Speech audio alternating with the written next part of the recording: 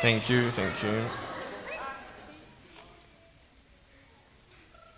I'm coming! Ready?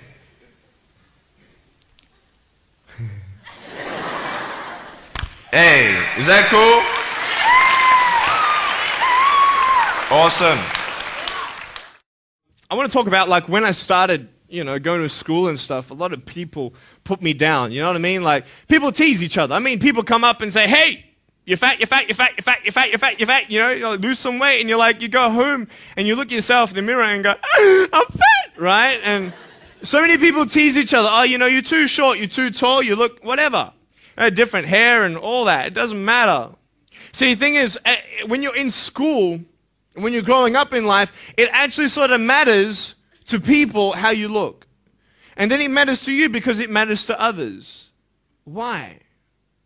Why does it matter how you look? Because if they don't like you, then who will? If they don't accept you, then who will? And the fear that we have is that we're going to be alone. That we're not good enough. And we have to change ourselves. And so many people put me down and say, Nick, you look too weird and no one's really your friend and you can't do this and you can't do that. And I couldn't change anything. It's not like just fixing my hair one day and everything's fine. It's not like, just whatever. I couldn't change my circumstance. I couldn't just one day wake up and say, hey, give me arms and legs. I need arms and legs. You know what I mean? Like, I went to a bodybuilder, and said, can you make me some arms and legs? No, joking. Bodybuilder, you get it? Right? So here's the thing. I go up to people, can you give me a hand? Just joking. But it was so hard because people put me down. And I started believing that I was not good enough. I started believing that I was a failure. That I'd never ever be somebody who people would like or people would accept. And it was so hard, man. I thought to myself, I can't go on the soccer field like everybody else, and I can't ride my bike, and I can't skateboard, and all these sort of things. And I started getting depressed. I thought, what kind of purpose do I have to live? I mean, are you just here to live to die? I mean, is there not a purpose for me? Is there not a purpose in life? And I had questions and no answers. And I asked my mum and dad, why did this happen? I asked doctors, why did this happen? And they don't know. There are some things in life that are out of your control that you can't change and you got to live with. The choice that we have, though, is either to give up or keep on going. I want to ask you, what are you going to believe? Are you going to believe in yourself? Are you going to believe everybody else's judgment on you? Are you going to believe people when they say that you're a failure? When no one really likes you, no one really cares about you. And it's not really to say that, hey, you need someone to come up and say, hey, really, I like you, I care about you. No, it's not that, but it's the fact that people put you down. People don't even look you in the eye.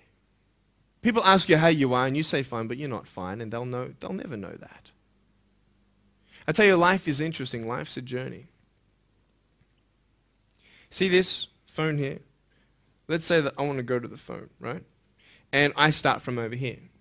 Now, to get to the phone, it's not like I'm going to start meditating and going hum, right, and float across the air, right? It's not going to work. It's not like I'm going to go hum and woo, it's not going to work. So I have to take one step at a time, one step at a time, one step at a time. You can only take one step at a time. I don't care how big your step is, it's only one step at a time. You can't do two steps in one. You understand? So it's like one step at a time. And you take steps in this direction, you take steps in that direction. You sort of get lost along the way, and sometimes you fall down. Now, to illustrate my point, I'm going to jump off the table, do a back twist, and land on the floor. Okay? Is that cool? Are you ready? Oh, there's a clock there? Okay, can you move the clock for a second, please? Beautiful, beautiful. All right. You ready? So, are you guys ready?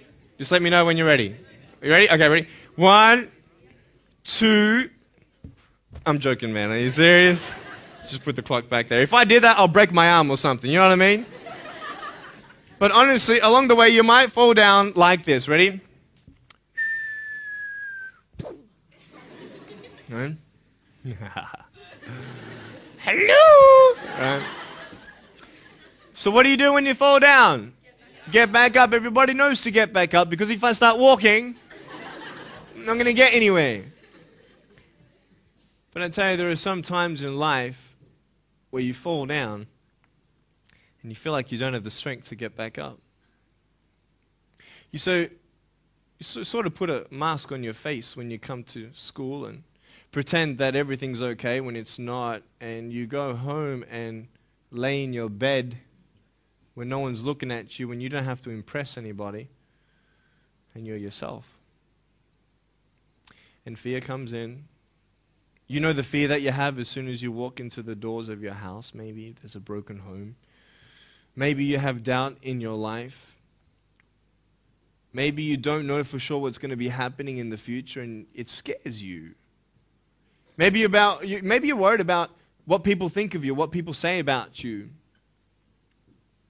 Just that fear paralyzes you. And I just want to ask you today, do you think you have hope? Because I tell you, I'm down here, face down, and I have no arms, no legs. It should be impossible for me to get back up. I mean, you go home and tie the legs and arms of your brothers and sisters and like push them down and see how long it's going to take them to get back up. You know what I mean? You know, you can tell them that you'll see them tomorrow. You know what I mean?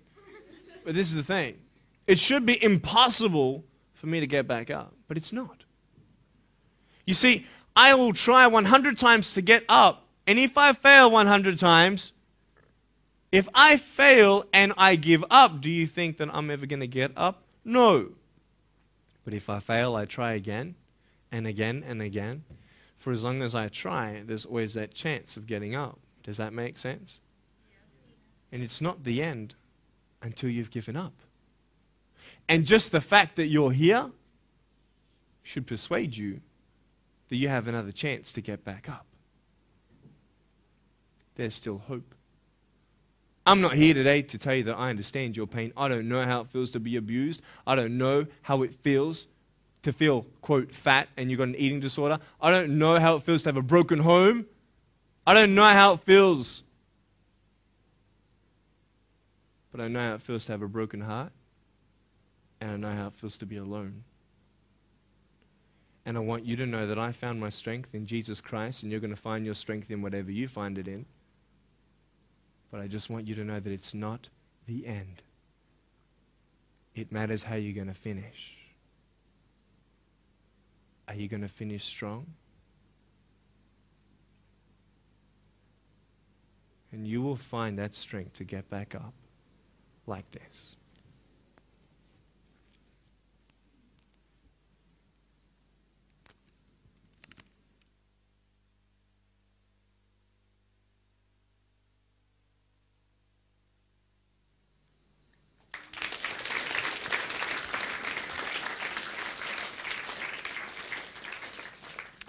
How did I get from depressed to who I am today? Because I tell you, I was depressed.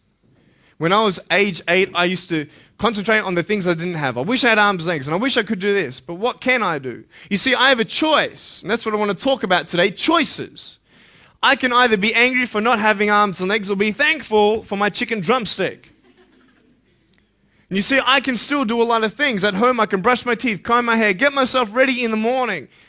And I'm traveling around the world. It's amazing.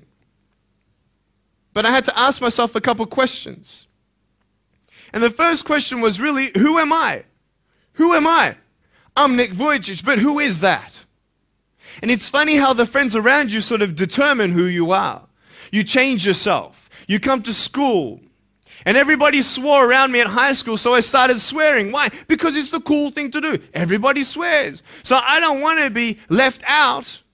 And I want to be accepted, so I started swearing. You go to a party, everybody's drinking, so you drink. Why? Well, everybody else around me is doing a big deal. And you start losing yourself, and you start putting your security in temporary things. You start putting your happiness in things that won't last. You can get drunk all you like, but in the morning, you're going to be sober with a headache with the same problems. You want to be high the rest of your life on drugs? Everybody says, don't do drugs, don't do drugs. Well, why? Why do we even go there? It's either out of curiosity, peer pressure, or trying to escape reality. Basically, three things. That's why we go to drugs.